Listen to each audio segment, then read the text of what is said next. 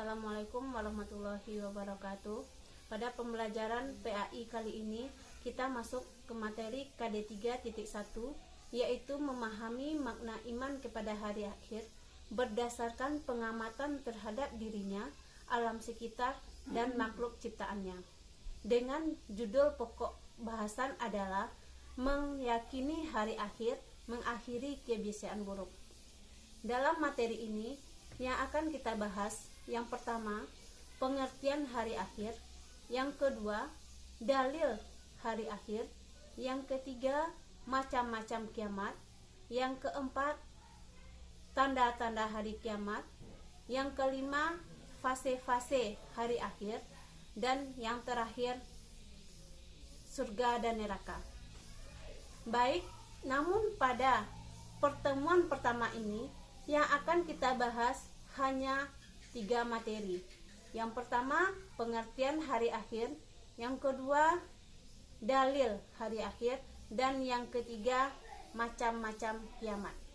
Dengan tujuan pembelajaran, yang pertama, peserta didik diharapkan setelah mempelajari pokok bahasan ini, peserta didik diharapkan yang pertama dapat menjelaskan pengertian iman kepada hari akhir dengan benar. Yang kedua, menunjukkan dalil iman kepada hari akhir dengan benar. Dan yang ketiga, menjelaskan macam-macam kiamat dengan benar. Mari kita renungkan petani yang menanam padi, jagung, maupun gandum. Tentu mereka berharap akan memanen apa yang mereka tanam.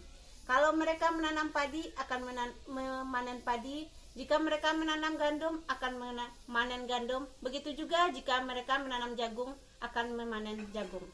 Begitu juga kehidupan kita di dunia ini. Kita diperintahkan untuk menanam kebaikan sebanyak-banyaknya, agar di akhirat kelak dapat memanen atas apa yang kita tanam di dunia. Kalau kita tanam kebaikan, hal ini kalau jika kita menanam kebaikan, maka di akhirat nanti yang akan kita panen juga kebaikan.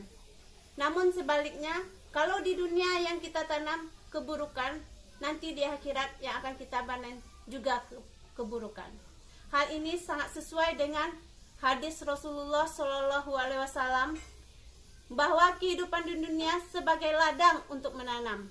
Kalau di dunia kita menanam kebaikan, maka di akhir kelak kita akan memanen kebaikan juga, atau sebaliknya. Baik, kita masuk ke materi yang pertama, yaitu pengertian hari akhir. Hari akhir merupakan rukun Islam yang kelima. Secara bahasa, iman berarti mempercayai. Iman kepada hari akhir berarti percaya akan datangnya hari akhir. Namun secara istilah, iman kepada hari akhir adalah mempercayai dan meyakini akan adanya kehidupan yang kekal dan abadi setelah kehidupan ini. Manusia harus yakin bahwa hari akhirat itu akan datang. Setelah manusia dibangkitkan kembali dari kubur untuk menerima pengadilan Allah. Iman kepada hari akhir ini ditandai dengan ditiupnya trompet sangkakala oleh malaikat Israfil. Pada datangnya hari akhir dijelaskan bahwa pada hari itu daratan, lautan, dan benda-benda yang di langit porak-poranda, gunung-gunung meletus, lautan meluap dan menumpahkan seluruh isinya. Benda-benda yang ada di langit bergerak tanpa kendali. Seluruh manusia menjadi panik. Mereka berlari pontang-panting menyelamatkan diri masing-masing. Namun pada akhirnya seluruh hancur dan menghadap Ilahi. Di dalam Al-Quran surat Al-Hajj, Allah menjelaskan bahwasanya, dan sungguh hari kiamat itu pasti datang, tidak ada keraguan padanya, dan sungguh Allah akan membangkitkan siapapun yang di dalam kubur. Dalam surat lain, surat Al-Qari'ah, juga Allah menjelaskan bahwasanya pada hari itu manusia seperti laron yang berterbangan, dan gunung-gunung seperti bulu yang dihambur-hamburkan. Dalam surat Al-Zalzalah ayat 1-2 juga Allah menjelaskan bahwasanya apabila kami digoncangkan dengan goncangan yang dahsyat dan bumi telah mengeluarkan beban-beban berat yang dikandungnya. Dari 3 dalil ayat Al-Quran di atas, jelaslah bahwa hari kiamat itu pasti akan datang.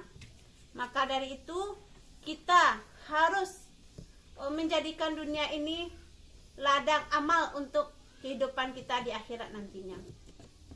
Para ulama mengelompokkan hari akhir atau kiamat itu menjadi 2 macam.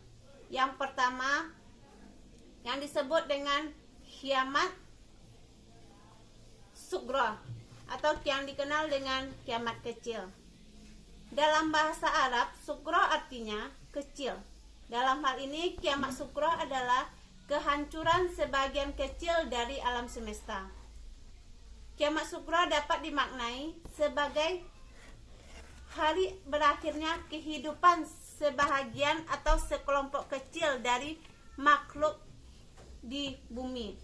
Contoh dari kiamat sughra ini bisa terjadi kematian pada seseorang, bencana alam seperti tsunami, gunung meletus, banjir, tanah longsor, gempa bumi yang mengakibatkan sebagian dari makhluk di bumi ini mati.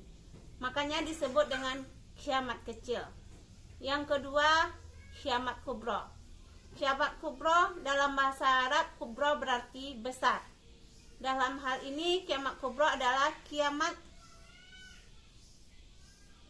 yang sebenarnya.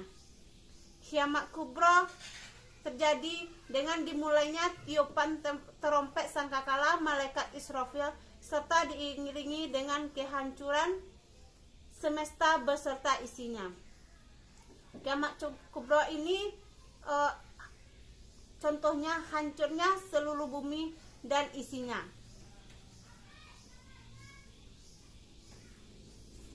Peristiwa kiamat kecil sudah sering kita lihat. Terjadinya kematian seseorang itu sudah merupakan terjadinya kiamat kecil. Kiamat kecil ini bisa menjadi pelajaran bagi kita untuk menghadapi kehidupan yang kekal nantinya di akhirat.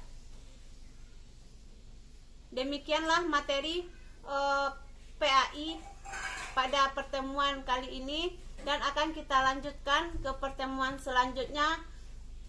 Gua akhiri dengan wassalamualaikum warahmatullahi wabarakatuh.